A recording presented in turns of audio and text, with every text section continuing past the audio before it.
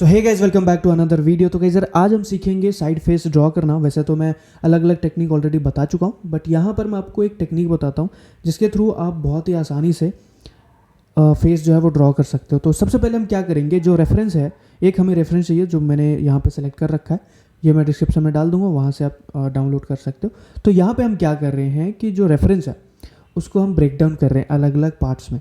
एक चीज़ मैं आपको बता दूँ जो ऑलरेडी मैं बता चुका हूँ कि जो हमारा फेस है, हेयर लाइन से लेके चिन लाइन तक जो हमारा फेस है वो 3 इक्वल पार्ट में डिवाइडेड होता है। मतलब वहाँ से 3 पार्ट में आप फेस को डिवाइड कर सकते हो। तो ये चीज़ हमने मार्क किया रेफरेंस के ऊपर। एंड और भी चीज़ें जो हैं, जैसे कि आप देखोगे नोज़ लाइन है जहाँ पे हमारा नोज़ एंड होता है, एंड जो चिन हमारा है उसके बीच में अगर आप हाफ डिवाइड करोगे तो वो लिप की पोजीशन होती है। तो इस तरीके से बेसिक चीज़ें हैं।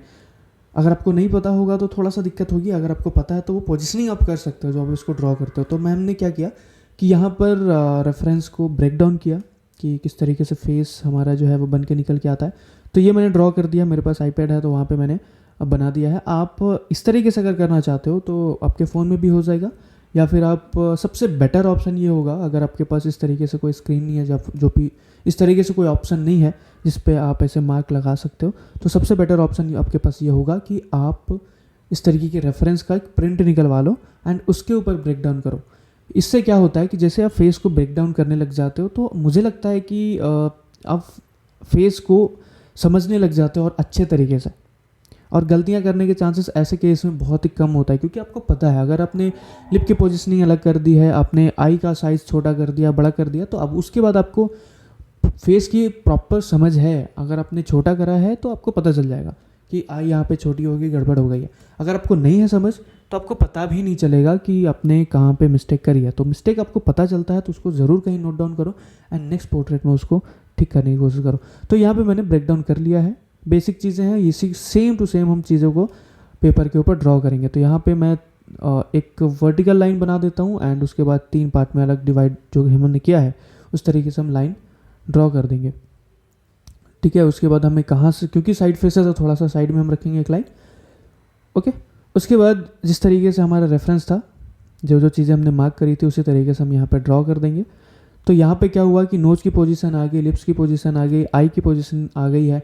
तो अब बाकी चीज़ें ड्रॉ करने में कोई ज़्यादा दिक्कत नहीं होगी, बाकी चीज़ें हम ऑब्जर्व कर सकते हैं, क्योंकि एज अ आर्टिस्ट आपकी ऑब्जर्वेशन ऑब्वियसली अच्छी होनी चाहिए, क्योंकि हम यहाँ पे चीज़ें जो देखते हैं वो हम उसको ड्रॉ करते हैं। तो ऑब्जर्वेशन तो अच्छी होनी ही चाहिए।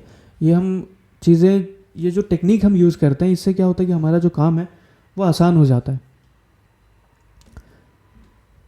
ठीक है, तो ये आपका काम आसान कर देता है। और अगर आप डायरेक्टली भी आप ड्रॉ कर सकते हो, बट जब आप इस तरीके के रेफरेंस को ब्रेक डाउन करते हो या फिर कुछ ऐसा टेक्निक यूज़ करते हो तो आपका काम आसान हो जाता है। आप बहुत ही आसानी से एक अच्छे तरीके का एक एक्यूरेट आउटलाइन बना सकते हो, एक्यूरेट ड्राइंग बना सकते हो।